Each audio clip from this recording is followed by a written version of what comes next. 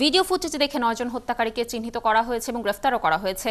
সাইফুল হত্যা মামলার আর কি কি তথ্য রয়েছে আপনার কাছে, আর নতুন করে কি আর কাউকে গ্রেফতার করা হয়েছে কিনা জানাবেন। আইনজীবী সাইফুল ইসলাম আলিফ হত্যাকাণ্ডের ঘটনায় মোট 5টি মামলা হয়েছে, তার মধ্যে 3টি পুলিশ বাদী হয়ে মামলা করেছেন, আর পরিবারের পক্ষ থেকে অর্থাৎ বাবা বাদী হয়ে হত্যা মামলা দায়ের করেছেন, আর নিহতের ভাই তিনি একটি মামলা করেছেন 116 জনের নাম উল্লেখ করে।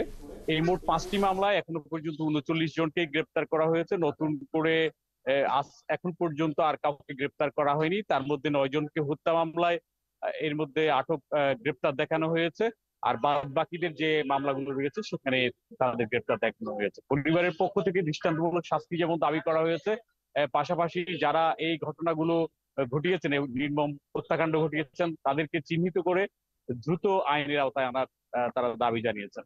অন্যদিকে এই ঘটনায় পরিবারের পক্ষ থেকে 116 জনের বিরুদ্ধে যে মামলা হয়েছে সেখানে আমরা আহ, মামলা তথ্য থেকে যেটা জানতে পারছি যে সেখানে 70 জন আইনজীবীর নাম উল্লেখ করা হয়েছে এবং 2 জন সাংবাদিকের নাম উল্লেখ করা হয়েছে।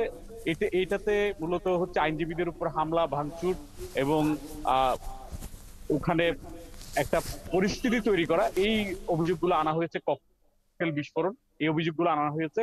তো এখানে 70 জন আইনজীবীর নাম আসছে। অনেক আইনজীবী তারা দাবি করেছেন যে এটা এইভাবে যে আইনজীবীদের নাম দেয়া হয়েছে 70 জনের, সেটাতে তারা এটার একটা মনে করছেন যে এটা সঠিক হয়নি এবং এটা ঢালাওভাবে আইনজীবীদেরকে এখানে অভিযুক্ত করা হয়েছে।